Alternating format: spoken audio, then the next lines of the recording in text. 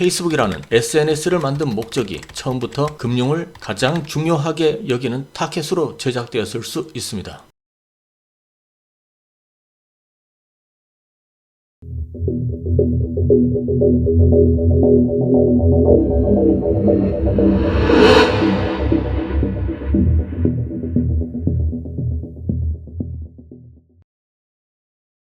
오늘은 미래의 금융공룡 페이스북에 대해서 알아보겠습니다. 수많은 SNS 사용자를 확보한 페이스북은 이미 암호화폐를 통한 금융사업 진출을 공식화하였습니다.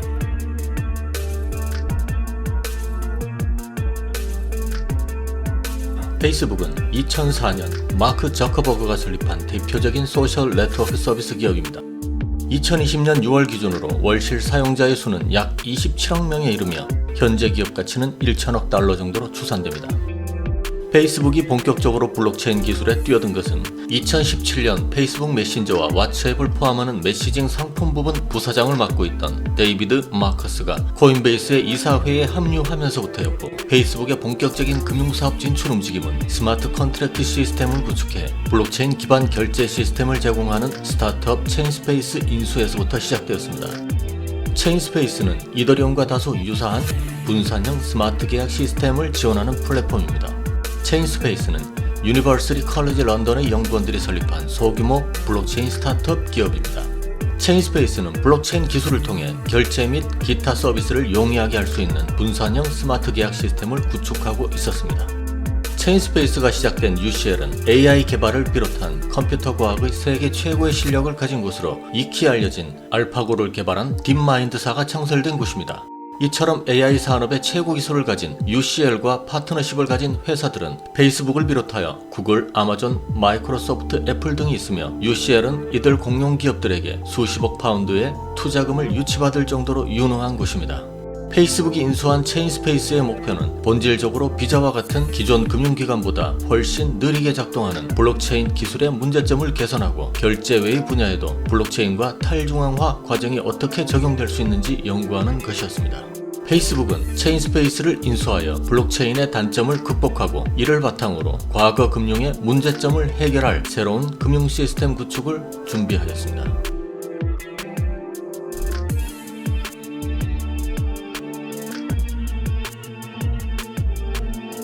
체인스페이스가 UCL에서 탄생한 배경을 보면 우리는 쉽게 그들의 목적을 알 수 있습니다. AI는 미래 금융의 핵심입니다. 현재도 엄청난 양의 개인정보가 클라우드와 기업들의 서버에 수집되고 있습니다.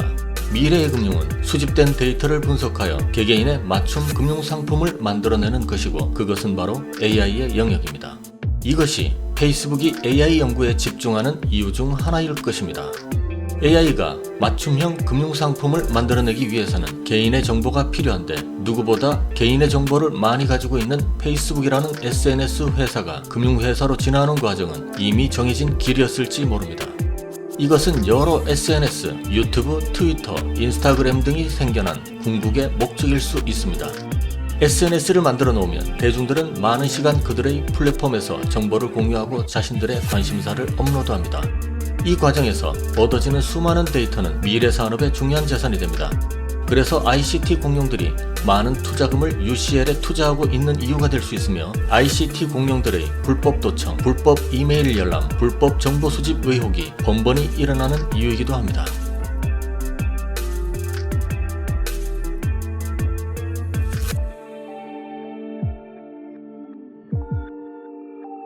체인스페이스 홈페이지를 들어가 보겠습니다.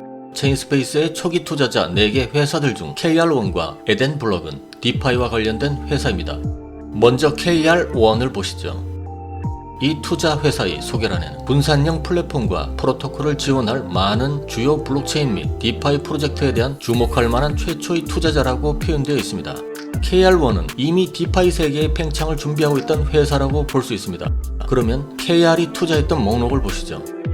우리가 익히 알고 있던 많은 암호화폐 회사들이 KR1에 투자를 받았습니다. 2016년 어거 이더리움 골렘부터 최근 2021년 레이지 레저 오토메타, 제이클락 베타2까지 꾸준히 투자받고 있었습니다. 암호화폐 투자에 관심 있는 분들이라면 KR1이 투자했던 암호화폐들을 눈여겨보시기 바랍니다. 그리고 에덴블럭을 보시겠습니다. 에덴블럭의 포트폴리오에 에트파 회사를 보면 에트파의 목표가 나옵니다. 에트파의 목표를 보면 개방적이고 안전하며 효율적인 자본시장을 만들기 위해 매일 노력하고 있고 모든 사람이 이러한 시장에 접근할 수 있도록 하는 것이며 전통적인 민간 시장의 한계를 깨트리고자 하는 것입니다. 이 목표를 보면 분명히 과거의 금융시장에서 미래의 새로운 금융을 창조하고자 하는 그들의 의지를 볼 수 있습니다. 그들의 목표에 세분화한 사용 사례의 트레이드파이 및 디파이 브리징을 찾아볼 수 있습니다. 이 트레이드파이는 전통적인 금융기관을 뜻하며 디파이 브리징은 디파이로의 연결을 뜻합니다. 전통적인 금융기관의 자산을 디파이 시장으로 진입하도록 유도하는 것이 이 회사의 목표입니다. 이런 연결고리를 가진 페이스북은 AI와 빅데이터를 활용하여 기업과 개인들의 맞춤형 금융상품을 제작할 수 있습니다. 어쩌면 페이스북이라는 SNS를 만든 목적이 처음부터 금융을 가장 중요하게 여기는 타겟으로 제작되었을 수 있습니다.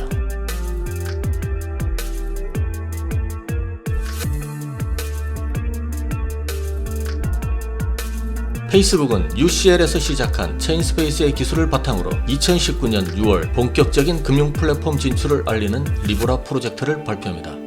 KDB 산업은행 미래전략연구소의 보고서에 따르면 리브라 프로젝트는 심한 변동성과 여러 플랫폼으로 확장되어 사용하지 못했던 기존의 암호화폐 문제를 극복하기 위하여 채권, 달러, 유로, 엔, 금 등의 실물 자산에 기반하고 독립적인 비영리단체 리브라 연합이 발행과 소각을 관리하며 안전하고 확장 가능한 신뢰성 있는 블록체인을 기반으로 한다고 밝힙니다. 리브라는 기존 채굴 암호화폐와 다르게 직접 법정화폐와 교환하는 방식이기에 투기 발생이 어렵고 블록체인을 기반으로 하여 국내외 송금 수수료가 매우 낮으며 페이스북 앱, 메신저 등과 연동하여 온오프라인에서 간편한 송금 및 결제가 이루어질 것으로 기대하였습니다. 리브라의 이런 특성은 특히 인프라 부족으로 금융 서비스에 접근하지 못하는 제3세계 국가 등에서 사용할 수 있어 리브라가 디지털 화폐로 통용될 가능성이 높아 보였습니다.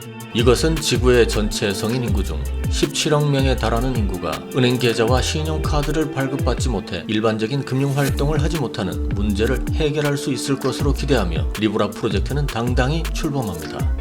그러나 규제당국은 리브라 프로젝트가 달러화 등 글로벌 기축통화에 대한 도전과 장기적으로 국가 통제를 받지 않는 디지털 화폐 발행이 목표인 것으로 판단하였고 소수의 민간기업이 중앙은행을 대신하는 상황이 오면 통화정책의 영향력 훼손이 예상되기 때문에 거센 반발이 있었습니다.